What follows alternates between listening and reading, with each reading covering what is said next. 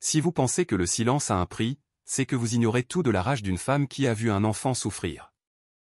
La voix de la femme de ménage a fendu l'air du jardin du manoir tel un éclat de verre, faisant sursauter les invités qui se sont regardés, désemparés, sans la moindre idée de ce qui allait se déchaîner.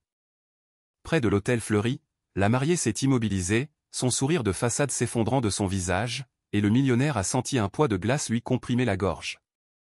Personne n'imaginait que cette employée discrète, Sandrine, qui se fondait habituellement dans le décor opulent des lustres et des bouquets, tenait entre ses mains un secret capable de tout dynamiter, de tout mettre à nu, et de transformer ce mariage de conte de fées en un désastre national.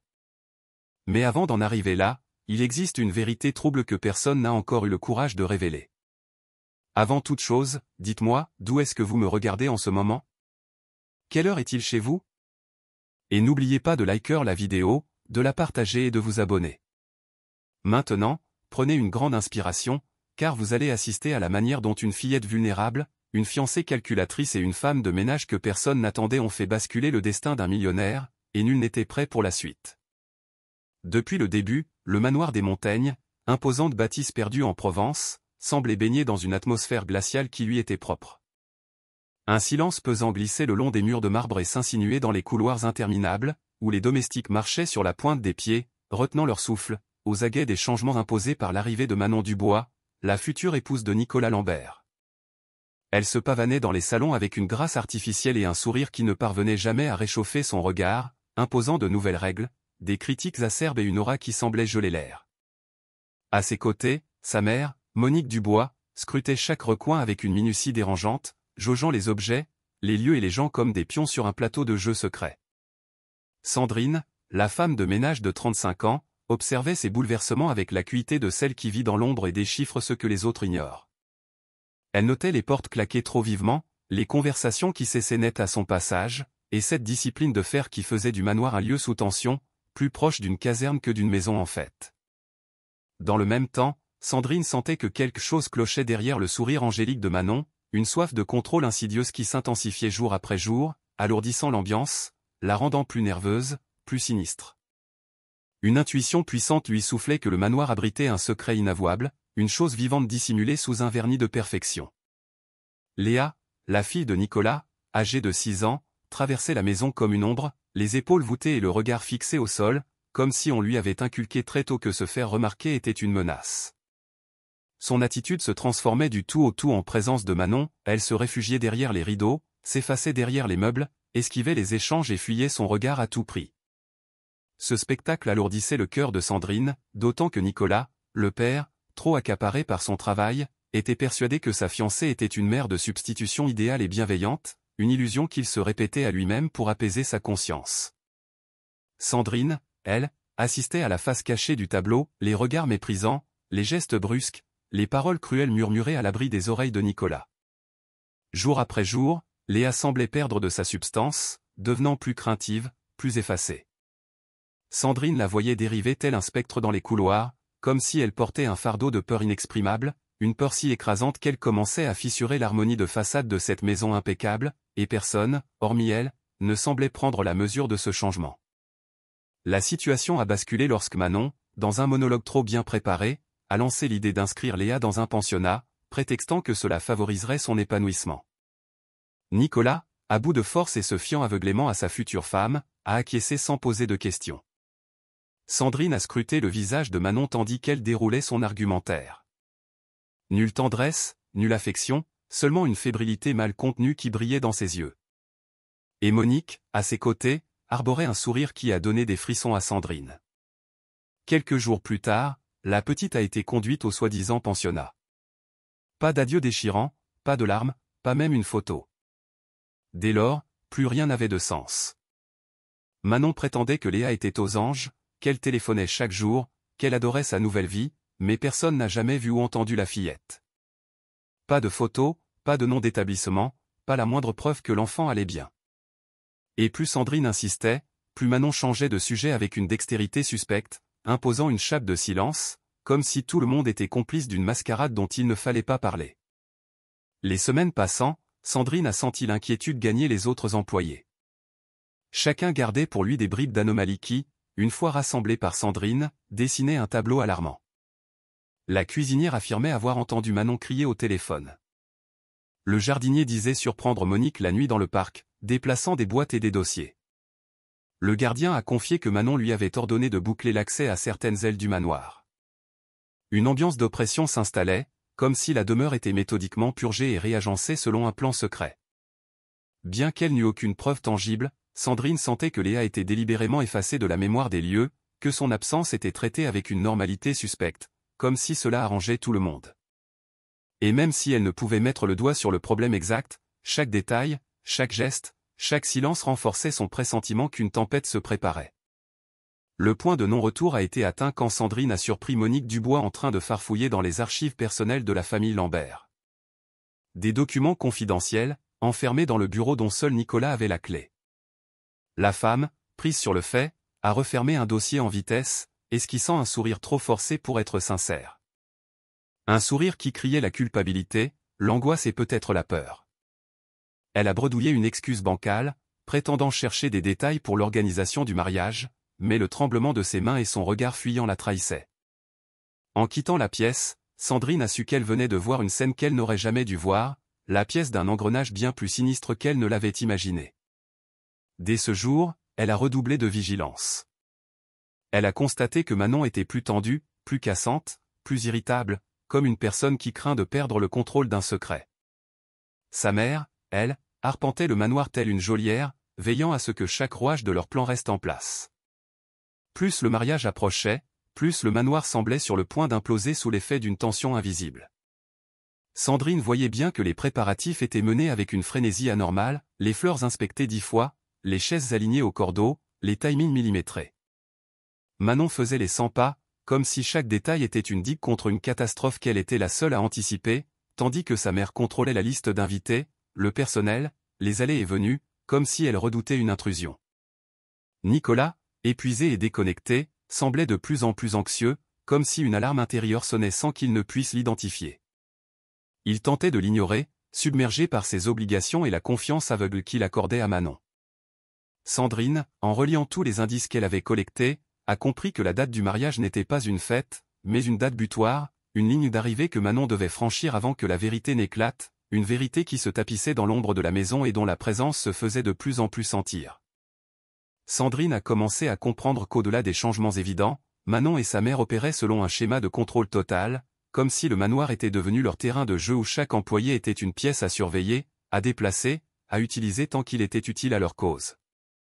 Chaque jour, la femme de ménage surprenait des conversations qui s'arrêtaient à son approche, trouvait des bouts de papier déchirés dans les corbeilles, entendait des appels passer à voix basse derrière des portes closes, et constatait une obsession pour le portail d'entrée, comme si Manon redoutait l'arrivée d'une personne non désirée.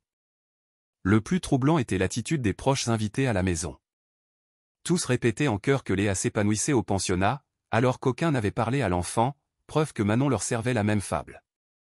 Plus Sandrine observait, plus elle était convaincue que le manoir était préparé non pas à un mariage, mais à étouffer un scandale capable de tout détruire. Un scandale qui se cachait derrière chaque regard tendu, chaque ordre sec, chaque geste calculé de la fiancée et de sa mère, ce duo qui semblait expert dans l'art de manipuler les destins sans laisser de traces. Nicolas, malgré sa fatigue, a commencé à montrer des signes de tourment profond, surtout la nuit. Il se rendait dans la chambre de sa fille, s'asseyait sur le lit vide, et serrait le petit ours en peluche couleur miel, le compagnon inséparable de Léa, qui exhalait encore le parfum de lavande de la fillette. Il passait de longues minutes ainsi, immobile, le regard fixé sur la fenêtre, comme s'il attendait de voir Léa surgir en criant un papa. Mais cette attente était toujours brisée par des doutes qu'il s'efforçait de réprimer. Manon le surprenait toujours là, et d'une voix mielleuse, trop mielleuse pour être honnête, elle lui disait de se reposer, de lui faire confiance, que Léa était heureuse. Mais il y avait dans son ton une urgence, une gêne, une froideur sous-jacente qui faisait tiquer Nicolas pendant un instant, avant qu'il ne soupire et ne renonce à insister. Sandrine, observant de loin, voyait clairement la manipulation émotionnelle à l'œuvre. Le père était anesthésié, et l'absence de sa fille était banalisée par une fiancée qui ne montrait jamais le moindre signe de manque, qui ne demandait jamais des nouvelles de l'ours, qui ne parlait jamais de Léa avec l'émotion d'une belle-mère aimante. La situation a pris un tournant plus sombre lorsque Jean, le chauffeur retraité de la famille, a contacté Sandrine en secret, lui donnant rendez-vous dans un café de village pour parler à l'abri des caméras que Manon venait de faire installer partout, un détail déjà troublant. Assis à une table discrète, Jean lui a raconté avoir vu Manon et sa mère se rendre à un ancien corps de ferme désaffecté 2 semaines avant le départ de Léa pour son supposé pensionnat. Un endroit à la réputation sulfureuse, connu pour avoir abrité des activités illégales. Les 2 femmes semblaient sur leur garde, chuchotant et jetant des coups d'œil alentour. Il a avoué avoir pensé à une simple affaire louche de la famille Dubois, mais tout a pris un sens nouveau en apprenant les doutes de Sandrine sur la disparition de Léa. Cette confession a été un électrochoc. Pour la première fois, Sandrine tenait un lien tangible, un élément qui prouvait que la disparition de l'enfant n'était pas une négligence, mais une opération planifiée, dissimulée avec un soin qui trahissait une expertise dans l'art de la tromperie et de la manipulation, un plan pour assurer leur propre survie. Le chaos s'est encore accentué lorsque, lors du ménage de nuit, Sandrine a découvert un reçu chiffonné au fond de la buanderie. Le papier, jauni et humide, mentionnait une institution sans nom, sans logo, juste le mot au pensionnat et une adresse à moitié effacée, dans un quartier mal famé, à des années-lumière du monde luxueux des Lambert. Le lendemain, lorsqu'elle a interrogé Manon à ce sujet, celle-ci a explosé d'une colère si froide que les autres employés ont baissé la tête, mal à l'aise. Prétendant que c'était un vieux papier sans valeur, elle le lui a arraché des mains avec une violence contenue, l'a chiffonné et jeté avec une rage disproportionnée pour quelqu'un qui aurait inscrit sa belle-fille dans un établissement respectable. Sa façon d'éviter son regard, couplé au léger tremblement de ses doigts, a confirmé à Sandrine que ce document n'aurait jamais dû être trouvé, qu'il était une faille dans la façade de perfection que Manon s'échinait à préserver. L'approche du mariage n'a fait qu'exacerber la paranoïa de la fiancée et de sa mère. Elles ne se contentaient plus de superviser les préparatifs, elles épiaient chaque employé, chaque livraison, chaque véhicule passant devant le portail, comme si elles attendaient l'arrivée d'une menace imminente. Manon filtrait personnellement les appels, exigeait que le portail reste cadenassé, et arpentait la maison avec une agitation qui démentait l'image de la fiancée épanouie qu'elle projetait sur les réseaux sociaux. Pendant ce temps, sa mère passait des coups de fil énigmatiques depuis le bureau, murmurant des noms inconnus de Sandrine, tout en jetant des regards par la fenêtre, comme une fugitive. Le personnel se regardait en coin, sentant l'explosion venir, comme si le manoir était une bombe à retardement que Manon essayait de désamorcer avant le grand jour. Sandrine, le cœur serré, a compris que le mariage était leur date butoir, leur porte de sortie avant que le secret n'éclate et ne les emporte. La veille du mariage, alors que le manoir brillait de 1000 feux, décoré comme dans un rêve, Nicolas est retourné dans la chambre vide de sa fille. Il a pris l'oreiller brodé d'étoiles par la défunte mère de l'enfant et a poussé un soupir rauque, comme si son cœur allait se briser, incapable de comprendre pourquoi cette absence était plus insupportable que jamais.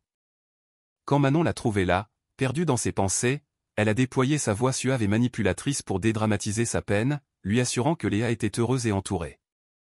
Mais ses yeux, derrière le masque, brillaient d'impatience, de peur, et surtout de hâte, comme si la fragilité de Nicolas était un contretemps à éliminer au plus vite.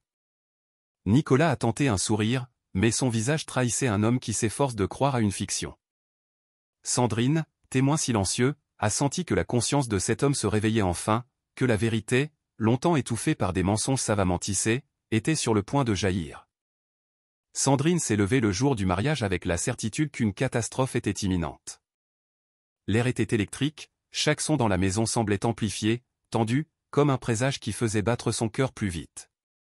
Elle se déplaçait dans les couloirs avec l'urgence de celle qui sait qu'elle marche sur un champ de mine. Alors que le personnel s'affairait autour des fleurs, des tables et des décorations, Sandrine a vu que Manon était dans un état d'agitation presque bestiale, les yeux rivés sur le portail, consultant son téléphone frénétiquement, comme si elle guettait une nouvelle funeste. Sa mère ne la lâchait pas d'une semelle, aboyant des ordres secs aux employés, les yeux plissés, avec une tension agressive, comme si elle menait une bataille contre un ennemi invisible. En traversant le jardin où la cérémonie devait avoir lieu, Sandrine a compris que Manon ne craignait pas une menace extérieure, mais une menace intérieure, quelque chose qui était déjà là, au sein du manoir, et qui menaçait d'être révélé. Cette prise de conscience fulgurante lui a fait comprendre que son rôle dans cette histoire dépassait celui d'une simple employée, la petite fille disparue continuait de crier son nom à travers les murs. Nicolas s'est réveillé avec la migraine, l'estomac noué et un sentiment d'absence écrasant, comme s'il avait entendu la voix de Léa l'appeler en rêve toute la nuit. Il s'est levé en sueur, confus, tentant de se persuader que ce n'était que le manque. En réalité, c'était sa conscience qui tentait de percer le brouillard de mensonges créé par Manon. En nouant sa cravate, il a vu ses mains trembler. Dans le miroir, il n'a vu qu'un homme exténué, cerné, essayant de jouer le bonheur dans une situation qui l'étouffait. Manon est entrée, parfaite, rayonnante, mais avec une lueur étrange dans le regard, entre la peur et l'agacement. Elle lui a dit que tout était prêt, qu'il devait se tenir droit pour les inviter. Nicolas a remarqué que sa voix était plus stridente que d'habitude. Il a essayé de lui reparler de Léa, sentant sa gorge se nouer en prononçant son nom, mais Manon a balayé la question, détournant les yeux, changeant de sujet, comme si chaque mention de l'enfant était un danger pour le mariage. Cette réaction a ravivé le doute en Nicolas, une fissure qui commençait enfin à lézarder le mur émotionnel qu'il avait bâti pour ne pas voir la vérité. Pendant ce temps, les invités affluaient dans leur voiture de luxe, emplissant l'allée du manoir de Flash, de parfums opulents et de compliments sur le mariage de l'année, totalement étrangers à la tension électrique qui saturait l'air. Sandrine observait les visages, les sourires, les salutations convenues, se demandant qui était là par affection et qui par intérêt. Mais elle savait que ce mariage était avant tout une opération stratégique pour les Dubois. Manon accueillait les convives avec une amabilité affectée, mais son regard balayait le jardin frénétiquement, comme si elle craignait l'arrivée d'un invité surprise qui pourrait faire s'écrouler son château de cartes.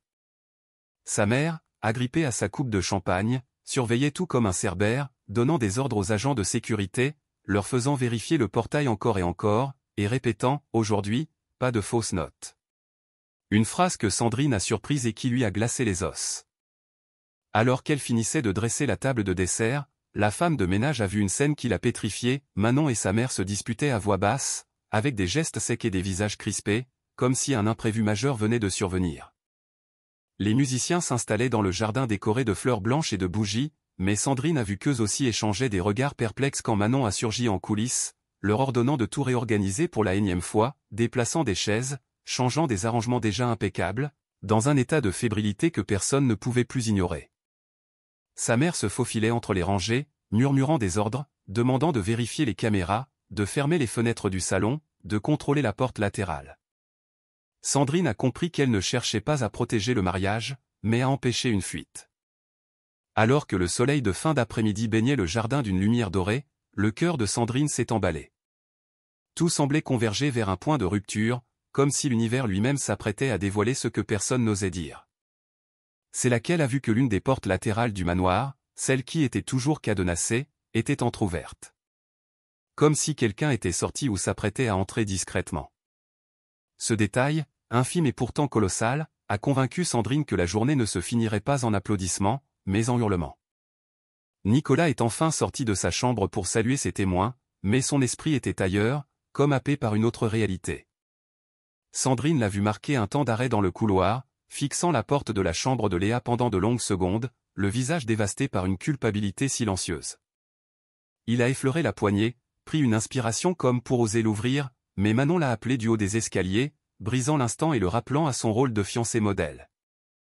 En le voyant descendre, Sandrine a compris que Nicolas était au bord de la vérité, mais que Manon, par sa seule présence, parvenait à le faire taire encore et encore, exploitant sa vulnérabilité.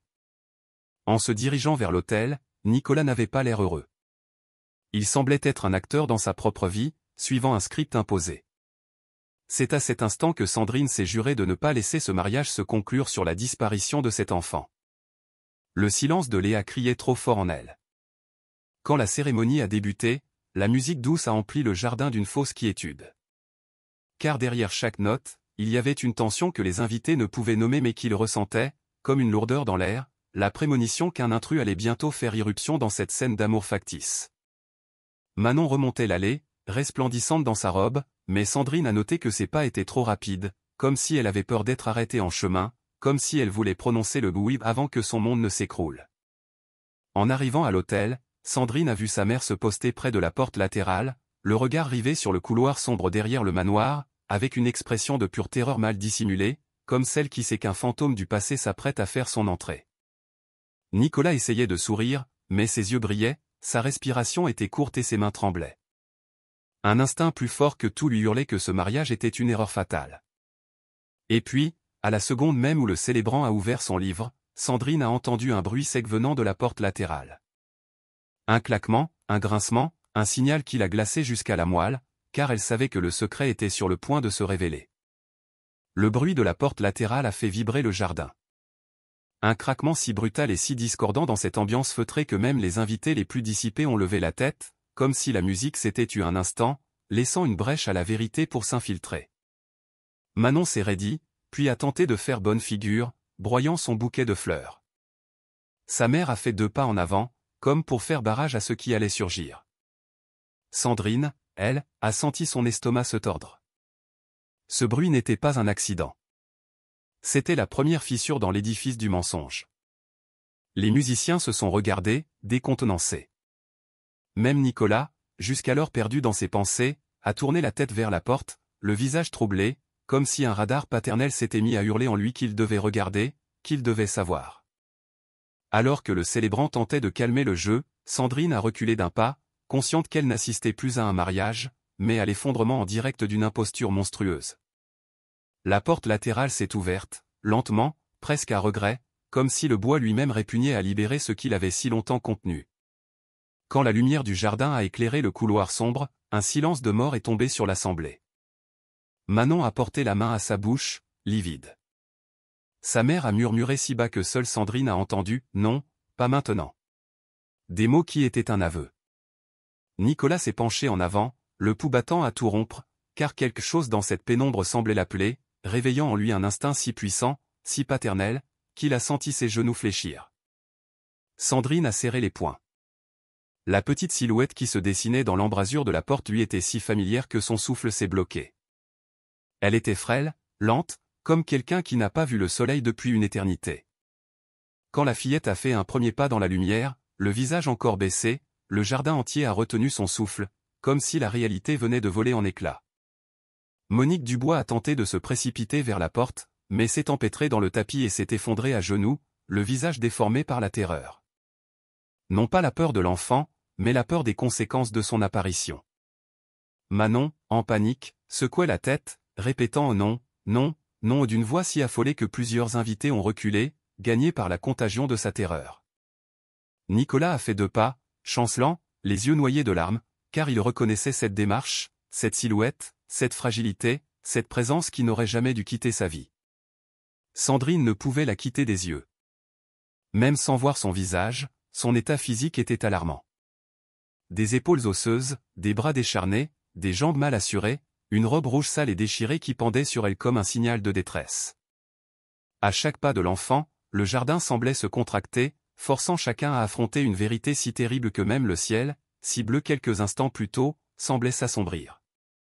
Les chuchotements des invités se sont mués en un hoquet de stupeur collective quand la fillette a enfin levé la tête, révélant un visage creusé, des yeux cernés de noir, la peau marquée et une expression de terreur qu'un enfant ne devrait jamais connaître. Manon a poussé un cri strident, comme pour empêcher le monde de voir ce qu'elle avait tenté d'ensevelir. Mais sa mère l'a agrippée, la tirant en arrière, craignant le jugement qui commençait à se lire dans tous les regards. Nicolas s'est couvert la bouche, étouffant un sanglot rauque, presque bestial, en reconnaissant sa fille. Sa fille, qu'il croyait en sécurité dans un pensionnat, qu'il imaginait heureuse alors qu'elle survivait à l'inimaginable. Sandrine, les larmes aux yeux, a compris que ce n'était pas une simple révélation. C'était un SOS. Différé, un retour d'entre les morts, un cri silencieux qui trouvait enfin un public. Le vent s'est levé, emportant les pétales blancs, comme si la nature elle-même était horrifiée par la souffrance de l'enfant. La scène a atteint son paroxysme quand la fillette a articulé un seul mot, d'une voix à peine audible, brisée, « Papa ». Ce petit mot, si fragile et si vrai, a fait voler en éclats le peu de contrôle que Nicolas conservait. Il a couru vers elle, sans réfléchir, sans respirer, aveugle à tout le reste, ignorant les cris, le célébrant, son propre mariage, car son amour de père venait de se libérer de l'anesthésie que Manon lui avait imposée. Manon a tenté de le retenir, s'accrochant à son bras avec l'énergie du désespoir, mais il l'a repoussée si violemment qu'elle a basculé en arrière, hurlant des mots sans suite, complètement perdue.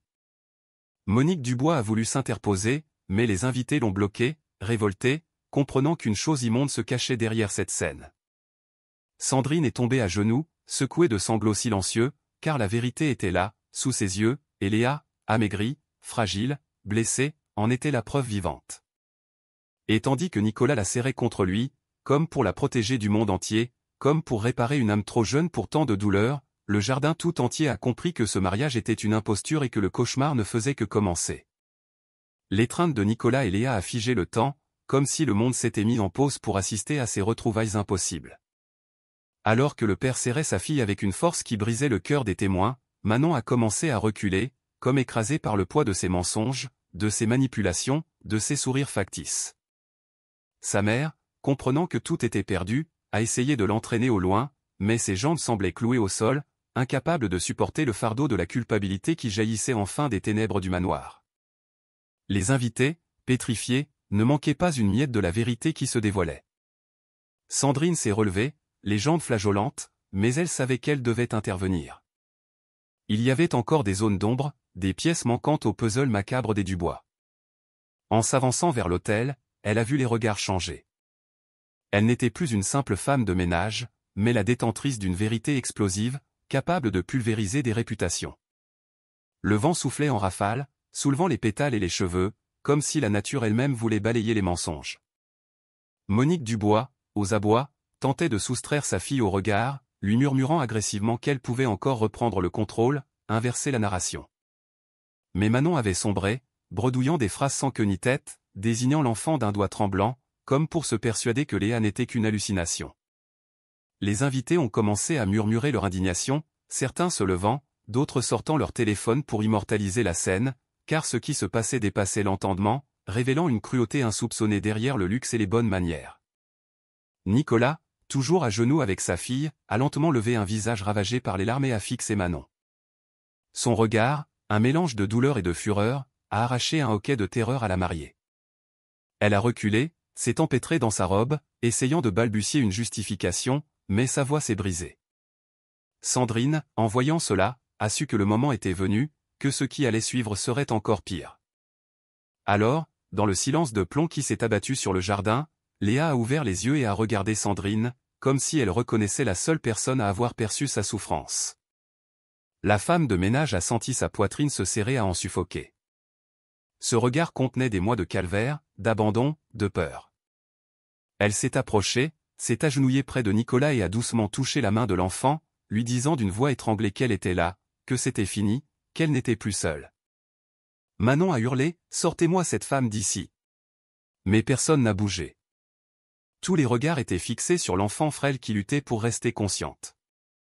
La façon dont Léa a serré les doigts de Sandrine, malgré sa faiblesse, a fait pleurer plusieurs invités qui comprenaient enfin que cet enfant ne revenait pas d'un pensionnat. Elle revenait de l'enfer, comme en témoignait sa maigreur, les ecchymoses sur ses jambes, les tremblements qui la secouaient. Pendant ce temps, Monique Dubois essayait de tirer sa fille, mais Manon se débattait, paniquée, criant que ce n'était pas le moment, qu'elle n'était pas prête, avouant involontairement qu'elle avait toujours su que ce jour viendrait. Sandrine a compris qu'il y avait d'autres secrets et qu'il était temps de les révéler. Nicolas, la voix brisée, a demandé à sa fille où elle était. Léa a essayé de parler, mais aucun son clair n'est sorti. Sandrine a posé une main sur l'épaule de Nicolas. Il y a plus, bien plus. Vous devez être fort pour l'entendre. Ce n'est pas seulement de la négligence. C'est un plan, froidement calculé par Manon et sa mère.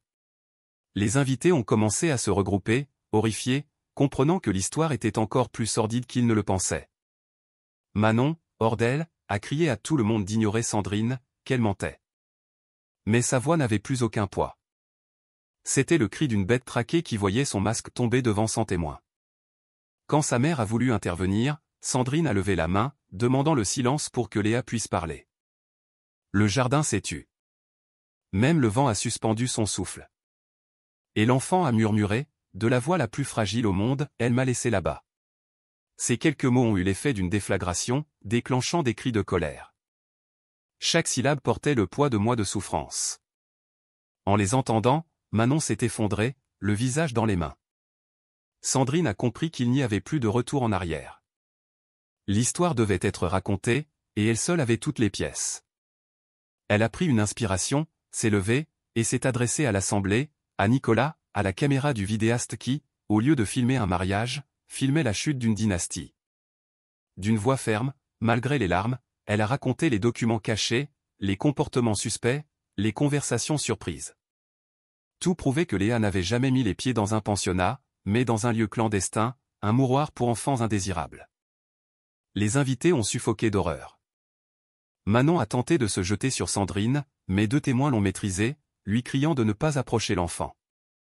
Monique Dubois, comprenant que le piège se refermait, cherchait une issue du regard, tel un animal acculé. Trop tard. Sandrine allait tout dire. Nicolas allait tout entendre. Léa était revenue. Et la vérité allait exploser. Quand Sandrine a ouvert la bouche pour livrer le premier fragment de vérité, tous ont senti que le pire, l'inimaginable, restait à venir. Lorsque Sandrine a commencé son récit, un silence de cathédrale s'est abattu sur le jardin. Chaque mot qu'elle prononçait était comme un coup de poignard. Elle a parlé des reçus trouvés, des documents déchirés, et du carnet de Monique Dubois où étaient consignées des dépenses pour une gestion externe, des visites à des adresses douteuses, et une liste d'enfants désignés par des numéros. Des halètements d'horreur ont parcouru l'assemblée. Elle a révélé le témoignage de Jean, le chauffeur, qui les avait vus entrer dans ce corps de ferme abandonné où Léa était séquestrée, des semaines avant sa disparition. Elle a raconté comment Manon y avait rencontré les gérants, leur offrant de l'argent pour se débarrasser d'une enfant difficile. Ces mots ont eu l'effet d'une bombe. Le célébrant a laissé tomber son livre. Plusieurs femmes se sont couvertes le visage. Nicolas tremblait de tous ses membres, au bord de l'évanouissement, mais il ne quittait pas sa fille des yeux. Comprendre la vérité était une torture pire que la mort. Manon, entendant tout cela, a hurlé que c'était faux, mais sa propre mère, le visage décomposé, a éclaté en sanglots, confirmant tout par son silence. Sandrine, en larmes, a conclu, Léa n'a jamais été le problème. Le problème, c'était leur plan. L'aveu silencieux de Monique a mis le feu aux poudres. Les invités se sont tournés vers elle, une vague de fureur et de dégoût, la pointant du doigt, l'invectivant, tandis que Manon tentait de fuir les gens qui la regardaient désormais comme un monstre, et non plus comme la mariée parfaite des magazines. Nicolas s'est enfin relevé, serrant toujours Léa contre lui, et a avancé vers son ex-fiancée, le visage inondé de larmes. Chaque pas semblait porter le poids des mois de vie volés à sa fille. Quand il s'est arrêté devant Manon, elle a tenté de lui toucher le bras, murmurant qu'elle avait fait ça pour eux. Nicolas a repoussé sa main avec un tel dégoût qu'elle est tombée à genoux, suppliant, incohérente, comme une folle. Sa mère a essayé de la défendre, criant à Nicolas son ingratitude, qu'il ne comprenait rien à leur sacrifice. Ces mots ont provoqué une explosion de colère parmi les invités, qui ont commencé à l'encercler. C'est alors que Léa, malgré sa faiblesse, a levé la tête et a chuchoté, « Elle m'a laissé là-bas, toute seule. » La phrase a frappé le jardin comme un coup de foudre. Manon a poussé un cri perçant, mais personne ne l'écoutait plus. Les masques étaient tombés, les plans anéantis, et la vérité, nue et crue, était exposée à la lumière du jour. La police, appelée discrètement par un témoin, est arrivée quelques minutes plus tard, entrant sans sirène, mais avec la gravité de ceux qui savent qu'ils font face à un crime odieux. À la vue des uniformes, Manon a été prise d'une crise de panique, tentant de fuir dans le manoir, comme si elle pouvait encore se cacher derrière les murs témoins de ses mensonges. Elle a été immédiatement interceptée par 2 policiers qui l'ont maintenue fermement, alors qu'elle hurlait des insanités sur son rôle de fiancée parfaite, prouvant par son délire que sa raison avait volé en éclats. Sa mère a tenté de s'interposer, parlant d'un malentendu, mais les documents que tenait Sandrine étaient plus éloquents que tous ses mensonges. Les policiers l'ont interpellée à son tour, la plaçant aux côtés de sa fille. Les invités assistaient à la scène, choqués. Certains filmaient, d'autres pleuraient, d'autres encore s'étreignaient, cherchant un réconfort face à l'horreur. Nicolas, faisant rempart de son corps pour protéger Léa, s'éloignait lentement de la scène, fuyant la douleur de la vérité pour trouver un premier instant de paix depuis des mois. Sandrine les suivait, ange gardien silencieux de ces retrouvailles qu'elle avait rendues possibles. Quand les voitures de police sont parties, emportant Manon et sa mère, et que le jardin s'est vidé, Nicolas s'est agenouillé avec Léa à l'ombre d'un arbre en fleurs, pleurant à la fois de soulagement, de culpabilité, de douleur et d'amour. La fillette, malgré son épuisement, s'agrippait à son cou, comme si ce simple contact était la seule chose qui la rattachait à la vie. Sandrine est restée près d'eux, les yeux humides, sachant que ce jour n'était pas la fin d'un mariage, mais la renaissance d'une famille que 2 femmes, aveuglées par l'ambition, avaient failli anéantir. Quand Nicolas a levé les yeux vers elle, un long silence s'est installé, lourd de gratitude. Il comprenait enfin que si Léa était en vie, c'était grâce à elle, Cette femme simple qui avait vu ce que personne ne voulait voir et qui avait eu le courage d'agir quand tous les autres fermaient les yeux. Le soleil se couchait, baignant la scène d'une lumière dorée qui semblait purifier l'atmosphère viciée du manoir. Et Léa, d'une voix faible mais claire, a murmuré « Je veux rentrer à la maison ». Nicolas a souri à travers ses larmes, a embrassé son front et lui a promis qu'il ne la quitterait plus jamais. Sandrine, prenant une grande inspiration, a pensé que les drames les plus fous ne se jouent pas à la télévision, mais dans la vraie vie, là où on s'y attend le moins. Et que ce jour-là, la vérité avait gagné. Et maintenant, c'est à vous que je pose la question, qu'auriez-vous fait à la place de Sandrine? Auriez-vous eu ce courage? Dites-le moi en commentaire. Je lis toutes vos réponses. Si cette histoire vous a tenu en haleine, n'oubliez pas de liker, de partager et de vous abonner. Cela me permet de continuer à vous raconter des histoires fortes, émouvantes et pleines de rebondissements comme celle-ci. Merci d'être resté jusqu'au bout. Et n'oubliez pas, parfois, la vérité se trouve là où personne n'ose regarder.